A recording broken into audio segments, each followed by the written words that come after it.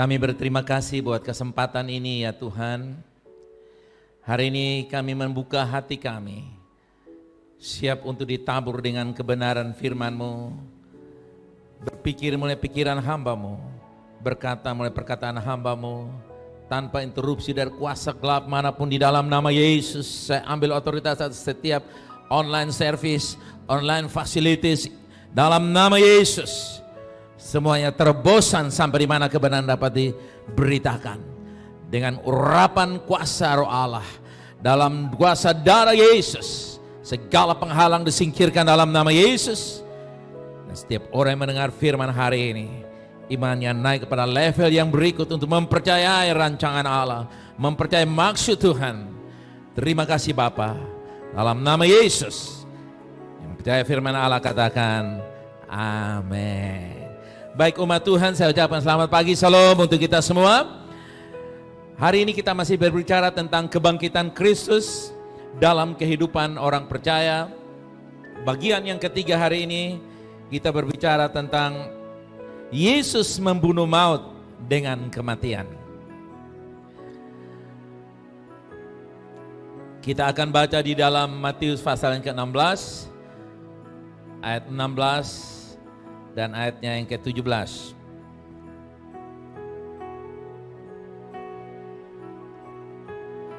Maka jawab Simon Petrus, engkau adalah Mesias, anak Allah yang hidup.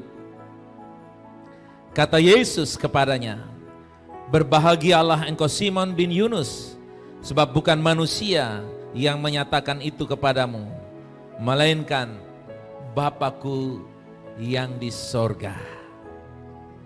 Umat Tuhan, jawab Petrus terhadap pertanyaan Yesus merupakan sebuah awal revelation, pewahyuan, sebuah pengungkapan rahasia kebenaran yang Yesus tunggu dan nanti-nantikan menjelang berakhir pelayanannya di muka bumi ini.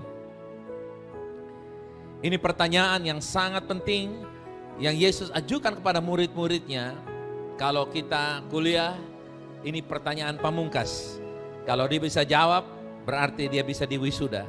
Dan ternyata saudaraku yang kasih, dari 12 murid, jawaban Petrus tepat. Kalau kita di kuliah cum laude, jawabannya tepat. Karena Yesus sendiri berkata, itu pikiran, itu jawaban bukan dari pikiranmu, tapi itu dibukakan, disingkapkan, disampaikan dari sorga, dari tempat yang tersembunyi, dari Bapa yang tidak terlihat, tapi mengontrol segala sesuatu dalam rencana kekalnya yang mengungkapkan kepada Petrus. Jawaban Petrus tepat, karena dia tidak menyamakan Yesus sebagai seorang guru yang bijaksana, pengajar yang hebat, imam besar, atau nabi yang bisa bernubuat, sebuah atau penyembuh, pengkhotbah. Tapi Petrus, dia menyebut Yesus, you are the Messiah. Artinya engkaulah Mesias, Raja yang diurapi. Lalu Yesus berkata, Petrus, yang artinya Petros, yaitu batu kerikil kecil. Di atas pengakuan Petrus, dengan pengakuan Petrus itu artinya bukan pribadi Petrus, tapi pengakuannya. Lalu Yesus berkata, di atas batu karang, di atas pengakuan batu karang itu disebut Petra, Petrus. Itu batu kerikil kecil, nama Petrus artinya batu kerikil kecil. Karena pengakuannya benar, maka pengakuannya disebut Petra, yang artinya fondasi batu karang, gunung yang besar.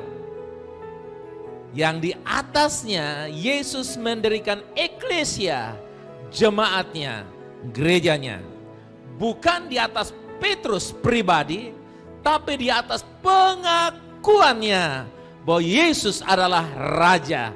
Itu berarti Yesus membangun gerejanya bukan di atas Petrus, yang dalam catatan ini sudah meninggal ribuan tahun yang lalu, tapi hari ini Yesus dapat masih melanjutkan membangun gerejanya di atas pengakuan saya dan saudara sebagai orang percaya yang mengakui bahwa Yesus adalah Mesias, anak Allah yang hidup, Raja segala raja.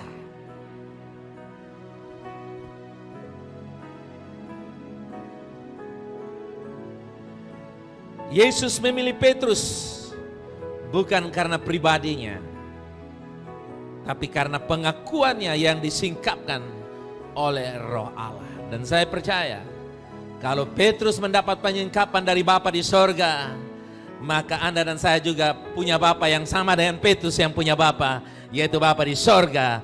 Kita punya kemungkinan mendapatkan approval, pengakuan yang sama dari Bapa, karena kita mengakui Kristus sebagai Raja dalam hidup kita. Yesus berasal dari kerajaan tanpa batas, memberikan wewenang atau otoritas kepada eklesianya, kepada gerejanya, kepada tubuh Kristus, kepada saya dan saudara.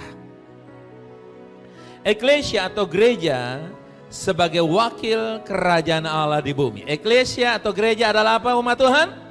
Sebagai wakil kerajaan Allah di bumi. Ini harus kita renungkan, pelajari, karena Tuhan akan dan sedang bekerja, dan Dia akan melibatkan wakilnya di bumi ini, saudaraku yang kasih. Eklesia sama dengan gereja, yang adalah kelompok orang yang dipilih untuk mengeksekusi, menjalankan, mengaplikasikan pikiran, mewujudkan pikiran atau kehendak Raja di bumi ini. Gereja, saya dan saudara adalah kelompok orang percaya. Kita adalah eksekutor-eksekutor, pelaksana kehendak Raja di bumi. Haleluya. Kita bukan sekadar kelompok agama yang punya baju ibadah, yang punya uang ibadah, atau kita punya baju ibadah, permen ibadah. No. Kita bukan itu. Saya dan saudara dijadikan Kristus oleh kematian dan kebangkitannya, pencurahan darahnya. Dia membayar saya dan saudara agar kita menjadi wakil-wakilnya di bumi. Engkau dan saya adalah eksekutor. Katakan, saya pelaksana proyek kerajaan Allah di bumi. Haleluya. Engkau menang tender. Haleluya. Umat Tuhan, sekali lagi, eklesia sama dengan gereja adalah kelompok orang yang dipilih untuk mengeksekusi pikiran dan kehendak Raja. Raja itu berpikir untuk kesejahteraan. Raja itu berpikir untuk kemakmuran rakyatnya. Raja itu berpikir untuk perluasan kekuasaannya. Raja itu berpikir untuk kekuasaannya ditambahkan. Bila perlu Raja itu dia menaklukkan semua jagat raya. Demikian pula Raja segala raja, Dia ingin supaya bumi penuh dengan kekuasaannya dan kabar gembira. Saya dan saudara eksekutor, pelaksana, haleluya. Wah, saudara bangga untuk itu? Yes, Anda mesti bangga karena Anda orang biasa tapi dipercayakan pekerjaannya luar biasa. Eklesia pelaksana kehendak Raja di bumi, bukan kelompok agamawi. Kelompok agamawi, Pilatus dan eklesia itu ada perbedaan. Saudara lihat, kelompok agamawi pekerjaan mereka adalah membunuh Yesus, menghalangi Yesus, memboikot Yesus. Ya. Sedangkan Pilatus, apa yang terjadi dengan Pilatus? Pilatus adalah kelompok orang yang mewakili pemerintahan Romawi. Yang Pilatus pada waktu itu dia mencuci tangan. Dia hanya ambil zona nyaman. Ya, safety player. Pilatus hanya melihat saja apa yang mau dikerjakan pemuka agama terhadap Yesus, karena dia tidak menemukan kesalahan pada Yesus. Karena Pilatus melihat Yesus sebagai apa? Raja. Pilatus sebagai orang politikus yang diutus dari Roma untuk berkuasa di Palestina sebagai Waktu itu di Yerusalem sebagai gubernur, dia sudah sadar bahwa otoritas yang dia dapat bukan dari dirinya sendiri, bahkan bukan dari Romawi, tapi Yesus berkata, datang dari mana? Dari atas. Sehingga Pilatus kelompok orang yang safety player, yang aman. Pilatus mewakili kelompok yang tahu Yesus raja, tapi berada di bawah kekuasaan tertentu. Ini gambaran prinsip-prinsip duniawi. Kita menjadi hanya sekadar orang baik, tapi tidak punya kuasa untuk mengeksekusi kehendak Allah. Yesus tidak menjadikan saya dan saudara orang baik, tapi dia menjadikan saya dan saudara orang benar yang bertugas untuk mengeksekusi pikiran raja segala raja di bumi ini.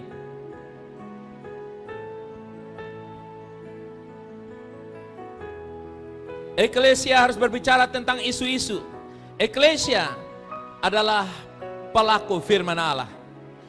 Kalau kelompok agamawi pembunuh Yesus, Pilatus kelompok mencari jalan aman untuk dirinya sendiri, safety player, selamat diri sendiri. Tapi eklesia adalah kelompok yang taat melakukan apa kata raja.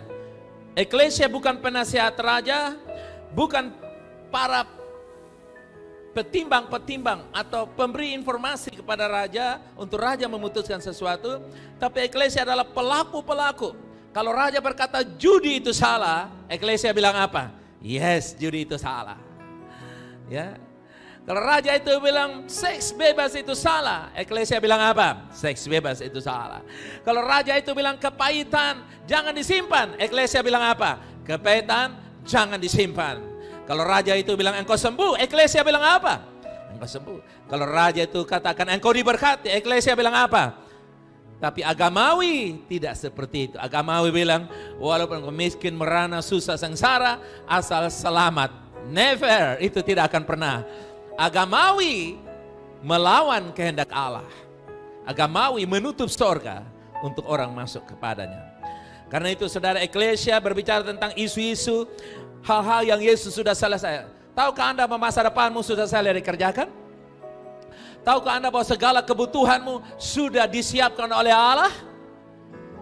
Tuhan tahu berapa ribu pasang sepatu yang kamu butuhkan selama engkau 70 sampai 80 bahkan 120 tahun usia. Tuhan tahu berapa miliar butir beras yang akan masuk dalam perutmu. Haleluya. Tuhan tahu berapa ribu liter air yang akan masuk dalam tubuhmu. Tuhan juga tahu berapa banyak rambut di kepalamu. Sampai kalau jatuh pun Tuhan harus perhitungkan. Haleluya. Makanya karena itu yang sedikit suruh orang cabut bulu rambutmu, saudara, enggak sih? Kamu melawan kehendak Tuhan. Haleluya. Bilang di kanan kiri, Tuhan tahu segala keperluan kamu. Yes, lihat saya. Tuhan tahu segala keperluan kamu. Kamu bilang, ini lagi krisis, ini lagi corona. Mau corona atau Corolla atau Mercedes atau sedan manapun, dengar saya. Firman Raja tetap terjadi dan terlaksana. Eklesia, engkau bukan badan penasihat raja, engkau pelaksana perintah raja. Jangan bawa kekhawatiranmu lalu minta raja sama-sama khawatir dengan engkau. Jangan bawa ketakutanmu dan minta raja takut. No. Yesus katakan bawalah segala kekhawatiran kepada dia, maka dia yang memelihara engkau. Kematian Yesus membuktikan kebangkitannya. Ada 4 hal yang 3 hal kemarin saya sudah bagikan kepada saudara. Yang pertama, kebangkitan Yesus adalah bukti bahwa dosa manusia telah diselesaikan. Dosamu dan dosaku telah diselesaikan sekali untuk selama, once forever. Darahnya hari ini masih terus berlaku. The fountain of the blood of Jesus is running, is falling down all the time, non-stop. Pencurahan darah Yesus masih terus tercurah agar dosa-dosa kita manusia disucikan senantiasa. Kedua, kebangkitan Yesus adalah janji pengharapan yang berlimpah. Hari-hari ini dunia hopeless, tapi kebangkitan Yesus memberikan saya dan saudara simpanan, deposito pengharapan. Katakan, saya punya deposito pengharapan. Yes. Yang ketiga, Baca bersama saya. Kebangkitan Yesus adalah bukti bahwa maut kehilangan kuasanya. Haleluya. Kamu boleh kehilangan nafas, tapi kamu tidak boleh kehilangan hidup dan tidak akan pernah kehilangan hidup. Amen. Dan yang keempat hari ini kita akan bahas, yaitu kebangkitan Kristus membuktikan bahwa Dia adalah bukan sekadar raja, tapi raja di atas segala raja.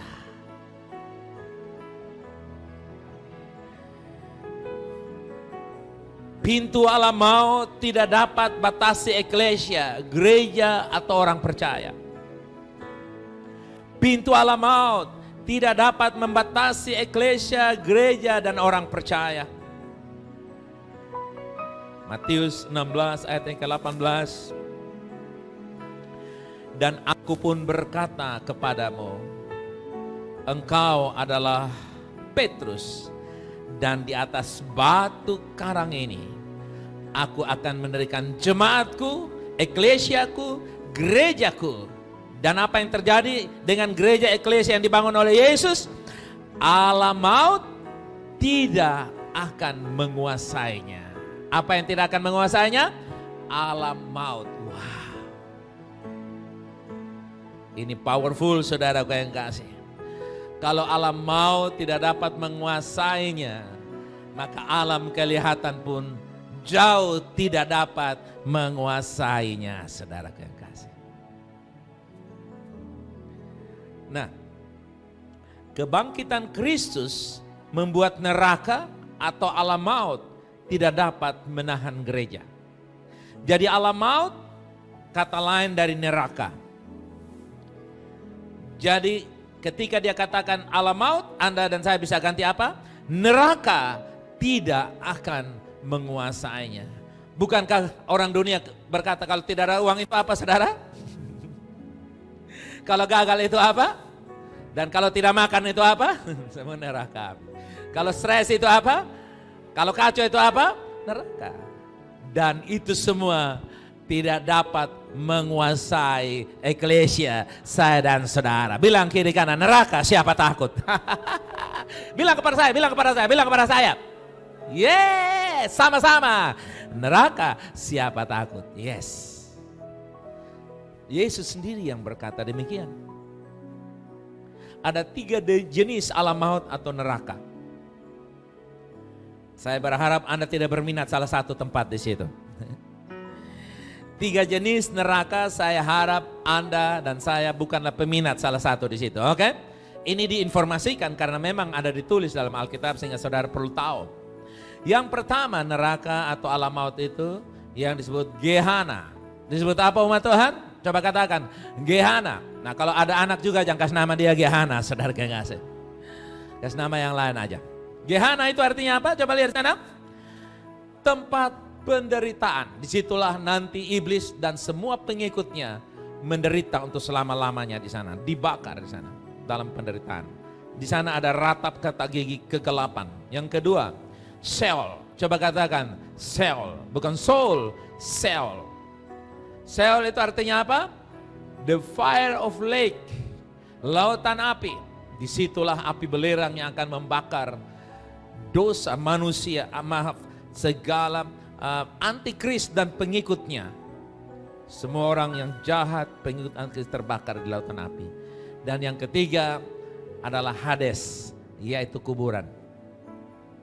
Nah, yang Yesus katakan tadi dalam Matius pasal 16 tadi ayat yang ke-18, di sana dia lebih mengarah kepada kuburan. Jadi kalau kita baca, aku akan mendirikan eklesiaku, jemaatku, dan kuburan tidak akan menguasainya. Jadi mulai hari ini kalau saudara lewat kompleks pekuburan, kalau ada kubur di sebelah rumah, di tempat pekerjaanmu, tiap hari engkau pulang lewat kuburan itu, saudara menoleh sebentar dan katakan, engkau tidak berkuasa atas saya. Kenapa? Karena banyak orang takut melihat kuburan. Apalagi yang takut setan, mereka gas 80, saudara kasih. Hari ini Anda tahu bahwa eklesia, penuh dengan urapan dan kuasa yang tidak dapat dikuasai oleh alam maut yang kita sebut Hades atau neraka itu, kuburan. Ya. Yesus maksudkan di sini adalah Hades, kuburan. Tidak dapat menahan, membatasi sorga. Karena sorga tanpa batas, kerajaan Allah tanpa batas. Semua pemerintahan berakhir sampai kuburan. Saudara lihat.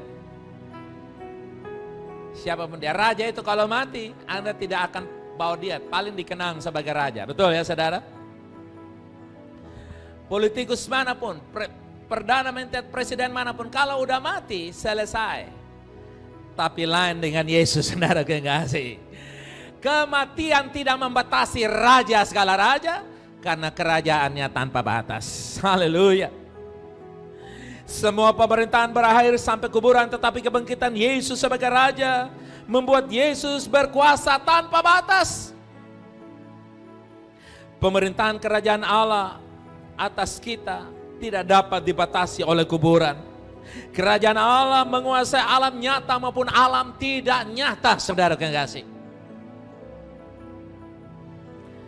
Kebangkitan Kristus memberikan asuransi kebangkitan dari kematian bagi eklesia. Wow, coba baca bersama saya, 2, 3. Kebangkitan Kristus memberikan asuransi kebangkitan dari kematian bagi eklesia. Saudaraku yang kasih, ini dahsyat. Saudara boleh tanya, asuransi di bawah kolong langit ini, saudara bisa tanya kepada mereka, adakah asuransi yang kalau saya mati bangkit? Kalau ada tolong beli, saudara yang kasih. Karena nanti mati ada jaminan kamu dibangkitkan. Yang ada semua asuransi jual apa?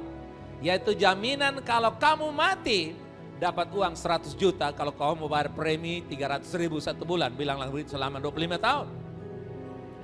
Ada asuransi kematian. Tapi kebangkitan Yesus memberikan kepada saya dan saudara asuransi kebangkitan. Haleluya. Jadi kalau hari ini saudara tidak punya asuransi kematian atau asuransi apapun, kalau sampai engkau mati, jangan engkau takut. Kita akan rayakan karena engkau diberikan asuransi kebangkitan. Itulah sebabnya kalau kematian orang percaya, itulah sebuah perayaan keberuntungan, saudara yang kasih. Karena apa? Asuransinya cair. Coba saudara punya asuransi kematian, lalu saudara masih hidup, saudara bilang tolong cairkan. Dia bilang enggak, Bapak mampus dulu baru bisa dicairkan. Jadi saudara lihat, kebangkitan Kristus memberikan asuransi kebangkitan dari kematian bagi saya dan saudara yang sudah punya asuransi kebangkitan dari kematian. Katakan amin. Eklesia memiliki asuransi luar biasa. Penduduk kerajaan sorga di bumi ini tidak dapat dipisahkan dari kerajaan. Penduduk kerajaan, the citizens of the kingdom shall not separated from the kingdom itself. Ya. Penduduk kerajaan tidak dapat dipisahkan dari kerajaan karena ada sebuah jaminan yang mengikat saya dan saudara. Wow.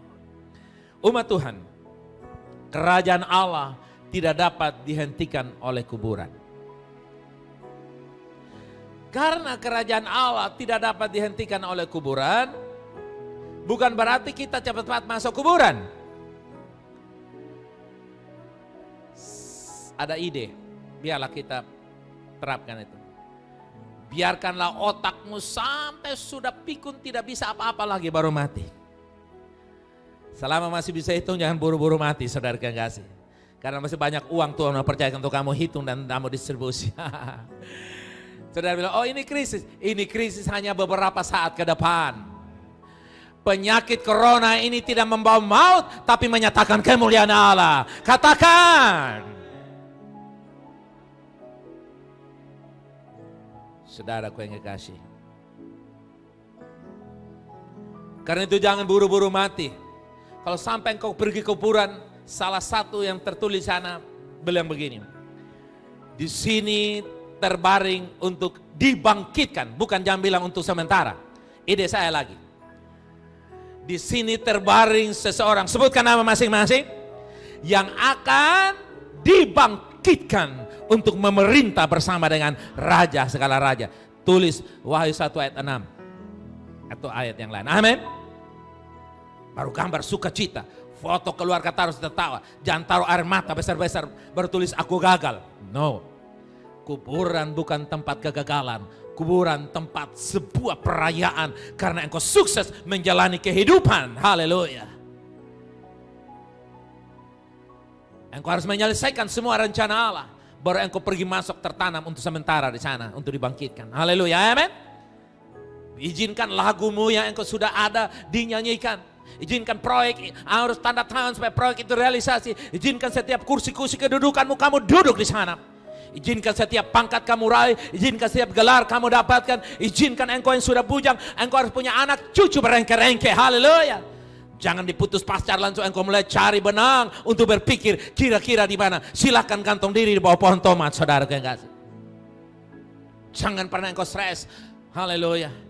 Masih ada pengharapan masa depanmu, sungguh ada harapanmu tidak akan hilang. Roti disediakan, airmu terjamin, tempat-tempat tinggalmu di tempat-tempat strategis. Haleluya.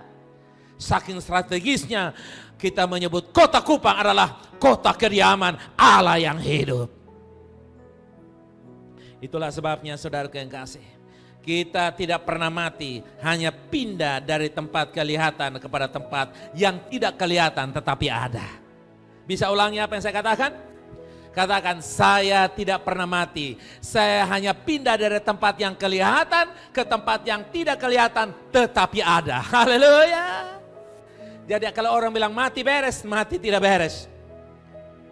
Hidup harus beres. Supaya mati juga beres, saudara enggak sih? Kalau hidupmu beres, persoalan apapun dapat dibereskan. Tapi kalau hidupmu tidak beres, persoalan apapun tidak dapat dibereskan. Itulah sebabnya Yesus mati untuk membereskan persoalan dunia ini. Persoalan saya dan saudara agar kita dapat beres sementara mata kita masih terbuka, telinga kita masih tajam mendengar. Haleluya. Dan tangan kita tidak panjang. Haleluya. Saudaraku yang kekasih,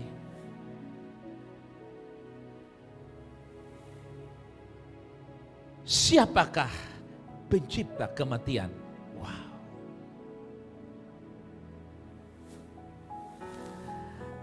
Hal yang paling ditakuti umat manusia adalah kuburan atau kematian. Manusia tidak dapat menunda kematiannya. Kematian tidak menunggu engkau 80 tahun. Tidak menunggu engkau lewati 17 tahun. Kematian bisa menghampiri kita kapan saja, di mana saja, dengan cara apa saja. Tidak ada orang yang dapat menyogok, menyuap, kolaborasi dengan kematian. Sehingga kematianmu cantik. Nomor HP bisa cantik, tapi kadang-kadang kematianmu tidak cantik, bukan? Karena begitu ada orang yang mau menikah, dia mati. Itu kematian yang tidak cantik. Itulah kematian.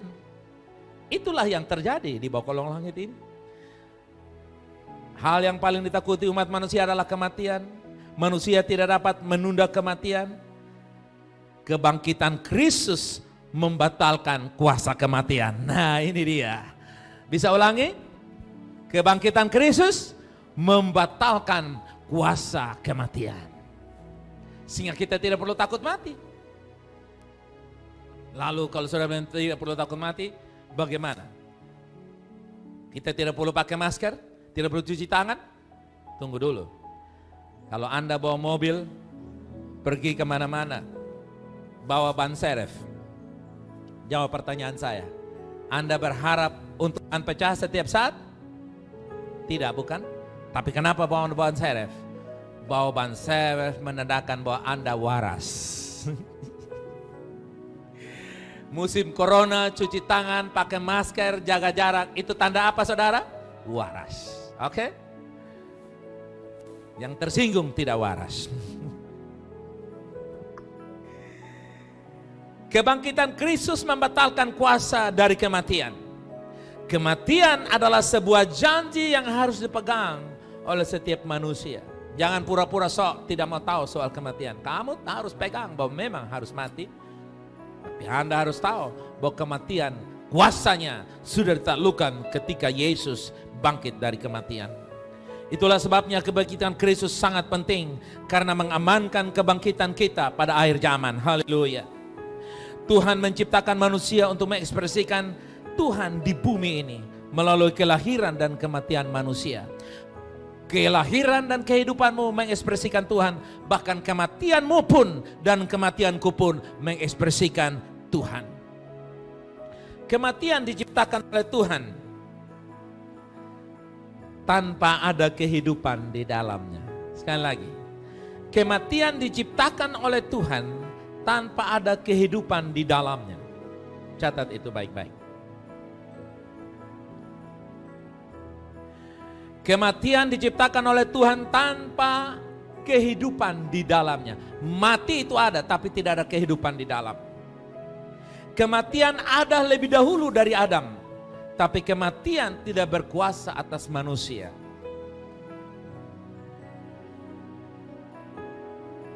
Kita lihat Kejadian pasal 2, 16, 17. Kemarin ayat ini cepat dikeluarkan.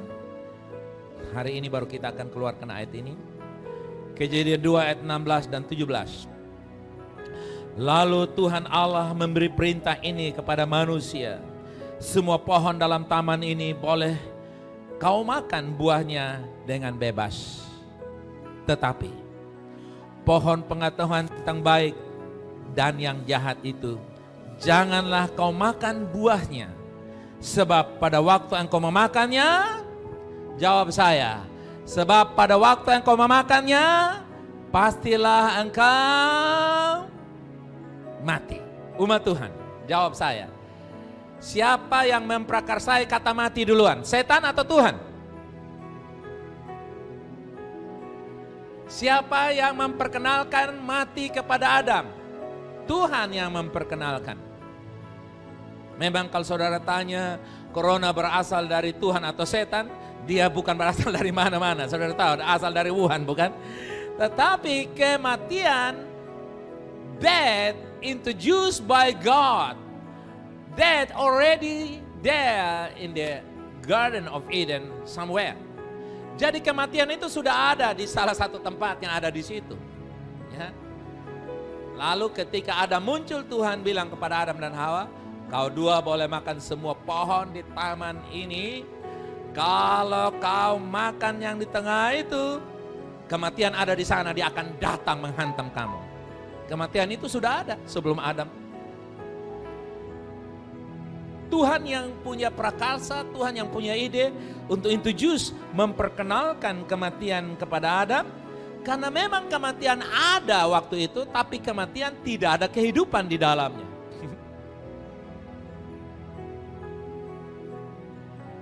Jadi kematian itu satu nama. Namanya apa? Mati.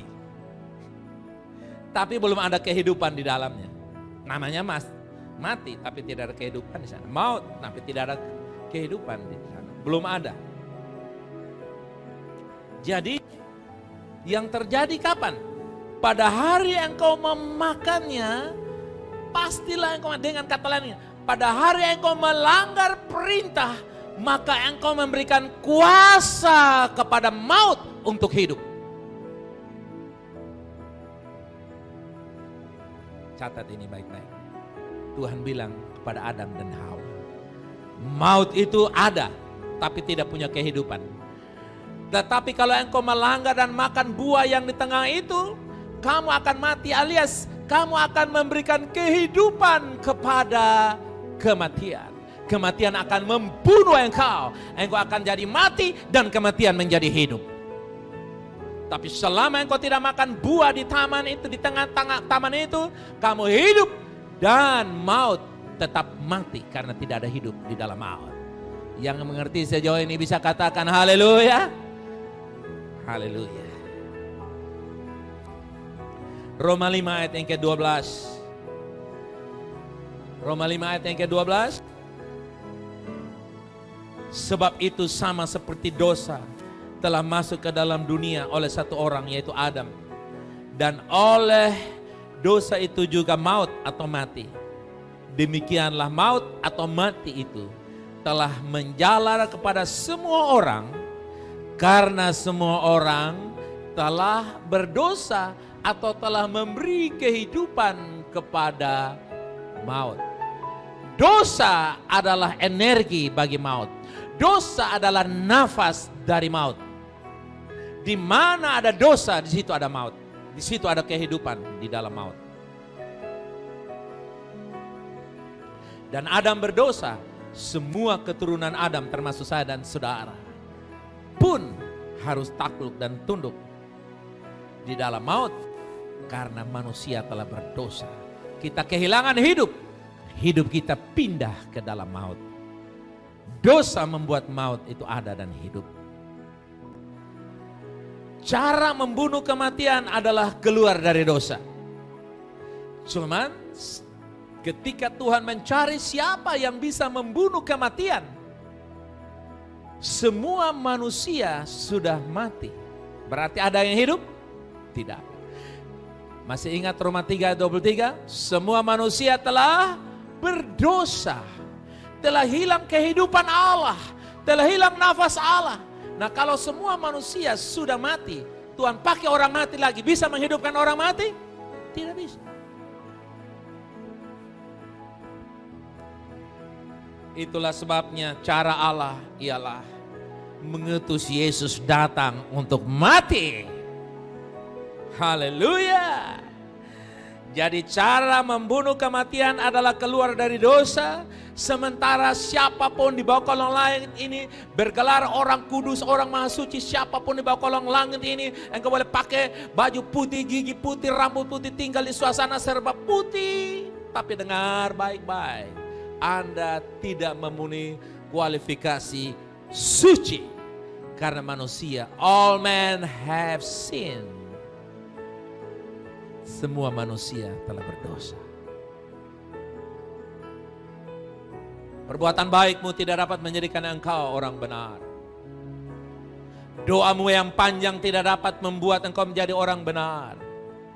Ritual-ritual ibadah, korban-korban ibadahmu yang engkau bisa buat dengan uang, dengan harta, dengan suara, dengan talentamu, tidak dapat menjadikan engkau orang benar.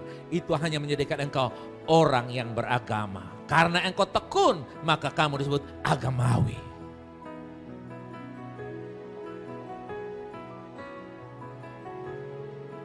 Mengapa manusia mati? Karena tubuh dosa.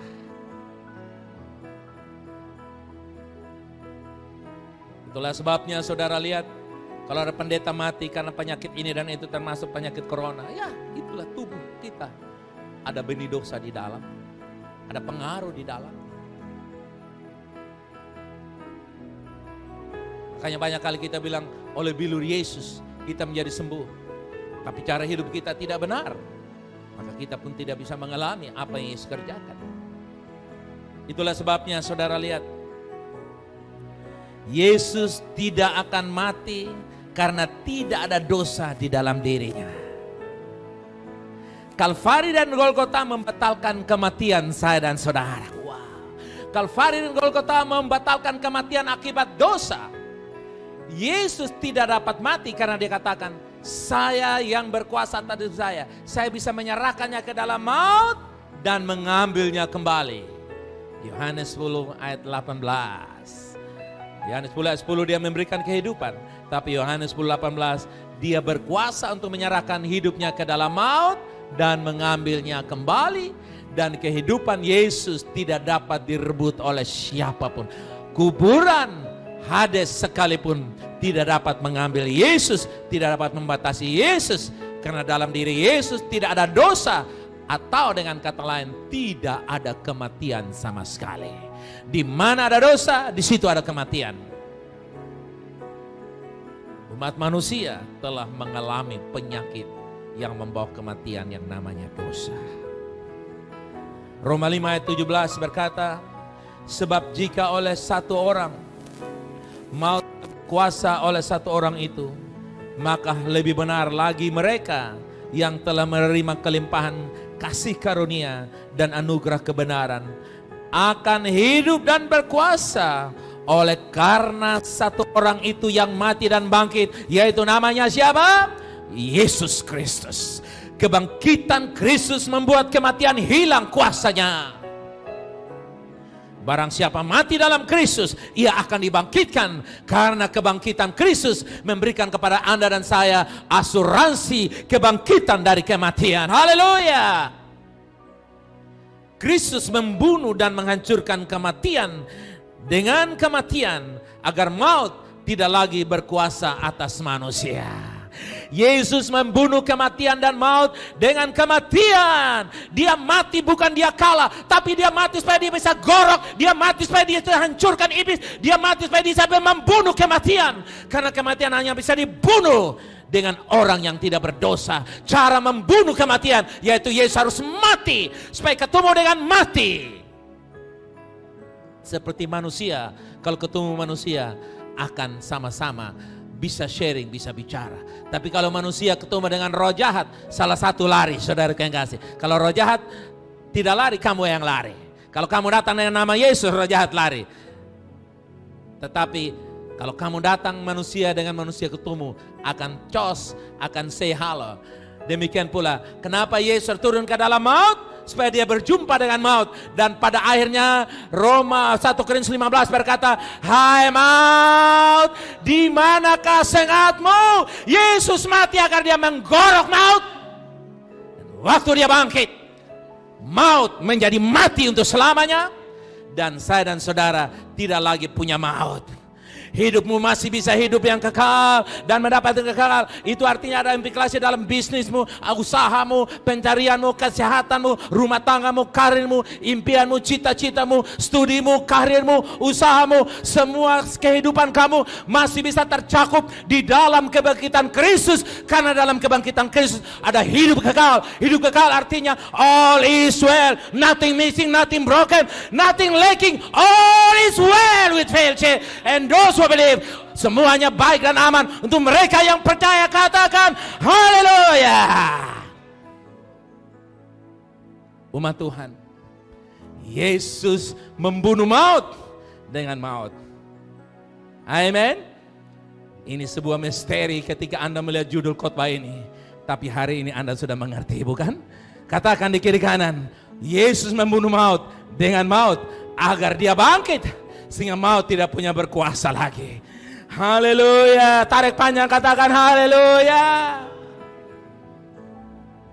Sekarang setelah dia bangkit, Matius 16 ayat 19, kunci-kunci kerajaan tanpa batas diberikan kepada eklesia. Wow. Jemaat Tuhan, apa yang terjadi ketika Anda berjumpa dengan seseorang pengusaha yang punya pabrik-pabrik, lalu dia bilang ini kunci untuk semua pabrik, ini kunci untuk mengambil semua yang saya punya di dalam brankas. Saudara bilang apa? Besan mama, lu omong kosong. Anda tidak mungkin lakukan itu. Karena Anda bisa melihat tidak mungkin orang yang punya semua kekayaan itu orang yang biasa, orang yang luar biasa. Artinya orang yang disegani, orang yang diakui. Matius 16 ayat 19 bilang apa? Kepadamu akan kuberikan kunci kerajaan sorga. Apa yang kau ikat di dunia akan terikat di sorga. Dan apa yang kau lepaskan di dunia akan terlepas di sorga. Lihat kata akan. Kepadamu akan. Lihat saya di sini umat Tuhan. Selama engkau belum seperti Petrus yang mendapatkan pewahyuan, engkau hanya sama seperti Thomas yang tunggu lihat baru percaya. Bahkan Yudas tidak pernah akui Yesus Tuhan. Yudas hanya mengaku Yesus seorang nabi. Bahkan Yudas tidak percaya Yesus sama sekali. Jadi orang yang tidak percaya itu bukan saja saudara yang kasih. Orang yang murtad itu bukan hanya disebut Yudas. Tapi orang yang tidak percaya juga bisa disebut apa? Yudas. Semua yang lain Yesus berkata, aku tidak akan berikan kepadamu kunci kerajaan. Aku akan memberikan, karena Petrus sudah dapat, saudara masih ingat bukan? Petrus sudah dapat, bukan karena namanya Petrus. Petra yang artinya batu karang yang teguh itu. Petrus batu kelikir, tapi Petra pengakuannya. Dengan memiliki pengakuan, maka Petrus mendapatkan kunci-kunci kerajaan sorga. Yesus akan berikan. Dengan kata lain, gereja harus dewasa. VLC dewasalah, dewasalah, dewasalah, dewasalah. Ciri-ciri orang dewasa, dia dapat menghandle keinginannya. Haleluya. Anda bisa menghandle jam tidur, jam makanmu, bisa menghandle egomu, bisa menghandle keinginanmu, supaya engkau di atas batu karang, di atas hidupmu, pengakuanmu bahwa Yesus Raja, Dia akan memberikan kepadamu kunci. Itulah sebabnya lewat virus corona ini bekerja dua hal yang saya dapatkan. Yang pertama, belajar intim dengan Tuhan. Saudara bertanya, Kak, intim dengan Tuhan itu ciri-ciri apa? Ada penglihatan nubuatan? Itu terlalu susah, dia punya indikasinya. Ciri-ciri orang intim dengan Tuhan itu, dengar saya, bangun pagi. Apa saudara? Intim dengan Tuhan apa saudara? Ya Kak, saya bangun pagi 11:30, itu kan masih pagi toh Pak? Alkitab berkata, earlier in the morning, Jesus woke up. Pagi-pagi benar Yesus bangun. Padahal Yesus tidak perlu bangun pagi pun dia tetap Allah, amin. Kalau Yesus perlu bangun pagi, VLC, kau tidak perlu bangun pagi, kau lebih hebat dari Yesus. Dengar saya, kau kalau tidak bangun pagi, apalagi alasan, nanti aja siang baru beta doa dan Tuhan, kau lebih hebat dari Yesus. Dengar saya, Yesus saja bangun pagi, apalagi VLC. Haleluya. Umat Tuhan, dengar saya. Anda dan saya akan diberikan gereja Tuhan. Boleh kasih nama gereja rasul, gereja dahsyat, gereja ajaib, gereja angin ribut, gereja mujizat. Anda boleh kasih nama gereja hebat-hebat.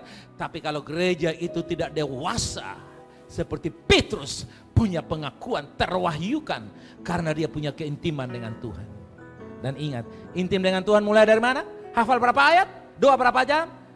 Intim dengan Tuhan dimulai dari apa? Bangun pagi.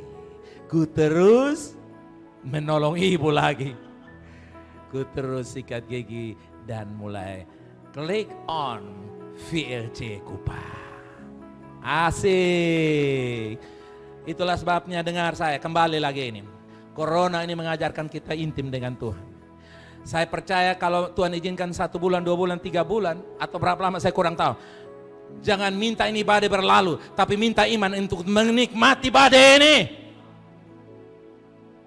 Saya bilang, wah saya punya visi tidak sama dengan Pak John. Oh berarti Anda bukan di VLC. Kalau dengan VLC harus sama. Yaitu saya tidak takut dengan badai. Karena kita penguasa alam raya ini. Ada otoritas, kunci. Jadi saudara bangun keintiman dengan Tuhan. 3 bulan, 2 bulan, berapa lama saja. Ini sudah bulan kedua, bulan ketiga. Mungkin saya sudah lupa hafal kapan kita mulai. Tapi saya sudah terbiasa doa pagi saudara yang kasih. Mari kita satu dalam doa pagi. Amin. Doa firman bersekutu. Ikatkan jiwa kita. Walaupun sekarang social distancing. Tapi bukan spiritual distancing, bukan? Jangan sudah social distancing, spiritual distancing lagi. Orang doa pagi, kamu doa jam 5 sore. No way. Saya omong ini mungkin saudara bilang, ini keras. Bukan saudara yang kasih. Bab tua hanya mau mengajarkan jemaat supaya bisa seperti Petrus dewasa, dan kepadamu VLC aku memberikan kunci-kunci kerajaan sorga, supaya apa yang kamu lepaskan di dunia di sorga juga terlepas, dan apa yang kamu lepaskan di sorga di dunia, di Kupang, di timur, di Indonesia, di bangsa di mana engkau berada juga ada kerajaan Allah yang kamu lepaskan. Bukan sesuatu kehidupan yang penuh dengan elegan, kehormatan dan kepujian. Hanya bangun pagi. Bilang kira kan, hanya bangun pagi saja, tapi keuntungannya tidak dapat dibayangkan. Yang kedua, belajar hidup untuk mulai siap terima sukar dan sulit ini. Mungkin gaji akan dipotong, mungkin penghasilanmu akan kurang karena engkau tidak bisa bekerja lagi dengan sepenuh waktu. Mungkin gerakmu hanya terbatas saja. Burung terbang tinggi kemana-mana, lalu kamu disuruh hanya makan, minum, cuci tangan, pakai masker, masuk dalam rumah dan mulai berkicau, mulai Facebook. Jangan khawatir, jangan marah dengan burung sehingga kamu main fiti burung di belakang rumah. Jangan. Belajar hidup dengan kesulitan-kesulitan ini. Haleluya, amin. Banyak pendeta-pendeta sekarang, mereka ada beberapa profesi saudaraku yang kasih. Yang saya lihat menonjol ada 2 profesi yang terjadi di kalangan pendeta-pendeta sekarang. Yang pertama, pendeta-pendeta jadi petani. Tapi kalau yang tidak bisa petani, mereka jadi hakim, saudaraku yang kasih. Menghakimi itu sesat, itu nabi palsu, itu teologianya gak beres. Dan saya pilih untuk jadi petani saja, saudaraku yang kasih. Haleluya, amin. Dalam 1 bulan ke depan saya janji saudara, saya akan perlihatkan kepada Anda bahwa saya punya kuru, saya punya bawang, saya punya tomat, saya punya semua yang lain. Haleluya. Kenapa? Belajar. Kenapa? Karena pada waktu kesukaran itu datang, mungkin Anda tidak bisa online, kita tidak bisa kebaktian online, tapi kita bisa kebaktian on the spirit. Haleluya. Mungkin Anda tidak bisa akses telepon, Anda tidak bisa akses internet banking, Anda tidak bisa akses semua yang lain. Tapi Roh Kudus bekerja dengan cara yang ajaib.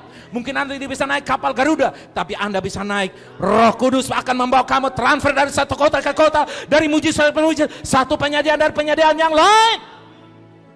Semakin dunia sukar dan sulit, semakin kerajaan Allah dinyatakan. Semakin dunia dalam kegelapan, semakin terang benderang Tuhan terbit atas engkau. Sehingga dunia tahu engkau dan saya murid Yesus, dan kita mau datang kepada dunia. Katakan, kami mau datang karena Yesus nyata di tengah-tengah murid Kristus. Haleluya. Saudaraku yang kekasih, eklesia mendapat kunci, artinya apa? Akses ke dalam kerajaan sorga. Kunci artinya apa, saudara? Akses ke dalam kerajaan sorga. Yang kedua, sorga mendukung sepenuhnya apa yang dieksekusikan oleh eklesia di bumi ini. Yang kita eksekusi bukan aturan gereja, bukan teologi kita. Yang kita eksekusi adalah kerajaan sorga. Ada di mana? Di Indonesia, di bangsa-bangsa, di bumi ini. Bukan saja di Kupang dan rumah kita, saudaraku yang kasih. Haleluya. Yang ketiga, wewenang dan kekuasaan sorga didelegasikan kepada gereja. Saya dan saudara agen tunggal kerajaan sorga di bumi. Untuk apa? Mengikat dan melepaskan. Mengikat kuasa kegelapan dan melepaskan berkat Allah. Mengikat stres dan melepaskan sukacita. Mengikat sakit penyakit dan melepaskan kesembuhan. Mengikat kekurangan dan melepaskan kelimpahan. Mengikat kebodohan dan melepaskan kecermatan dan kecerdasan. Hikmat dari Allah. Itu namanya kuasa untuk mengikat dan melepaskan.